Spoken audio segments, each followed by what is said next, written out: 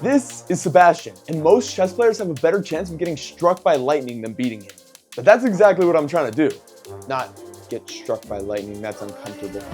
I found a secret method that grandmasters use to get better at chess, and I'm going to use that same strategy to hopefully put up a fight against him. Who knows? I might even win. This is episode 2 in my Grandmaster journey. My name is Riley Schatz, and this is Approaching Perfection.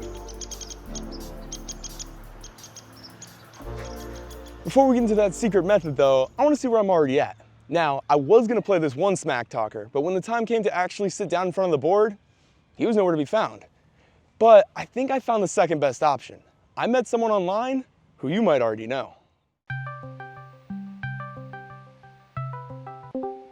What's up, LeBron?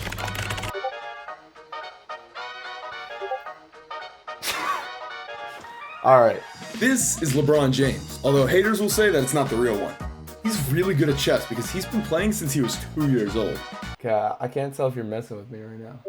If I can beat him, I stand a pretty good shot against Sebastian. So let's play a few games against him and see how I hold up.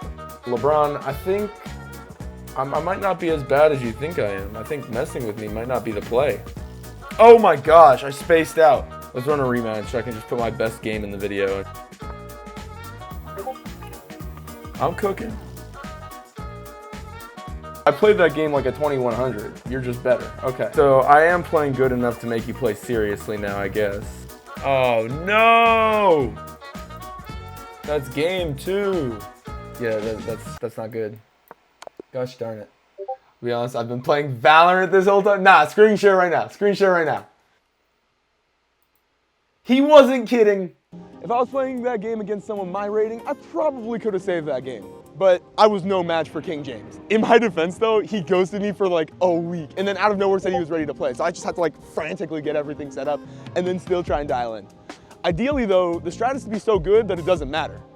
Conveniently, that leads us right into that secret method I was talking about. Chess is a game of pattern recognition. So when you start to memorize hundreds upon hundreds of patterns, it starts to become applicable to real games.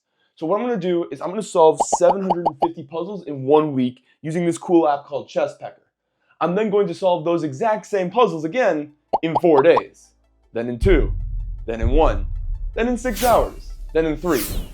We'll see if it's possible getting closer to that. Like, I don't know if 750 puzzles in 3 hours is possible, but we'll try our best. And I'm hoping that by memorizing these hundreds of patterns, might stand a chance against Sebastian. After starting the woodpecker method, I realized something interesting. I wasn't having fun. For most of these puzzles, I could solve them pretty easily if I took a few minutes to look at them closely. But having to solve 110 of them every day was so boring. On day 6 though, I realized this was going to be a time lapse, and you guys were never going to hear my computer audio. So I threw on some copyrighted music, and things got a lot easier. Alright, we finished playing this set through the first time around. It's about 5 hours or something. It was tiring, and my average grade on the puzzles was an F. But what's really cool is it says my ELO rating is around 2000, which is kind of adjusted differently for Lead Chess versus Chess.com versus FIDE, all the rating systems. But it is a lot better than what my current rating is. So I'm gonna run through this again and see if we can get that average grade up. And yeah.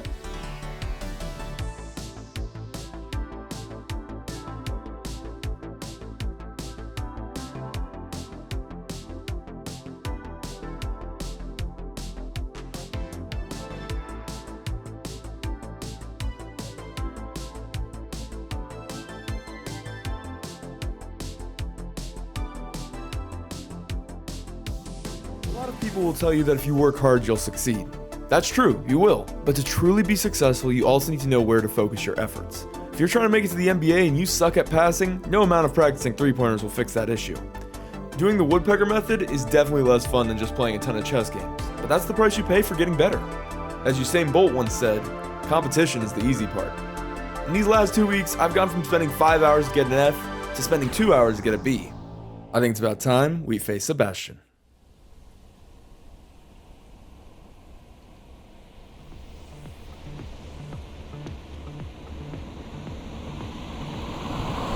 A lot of you are wondering, even though I've gotten a lot better, how I'm going to beat someone so much better than me in a fair fight. And here's my secret. I'm not. See, I got 10 minutes on the clock right here, and Sebastian only has 5.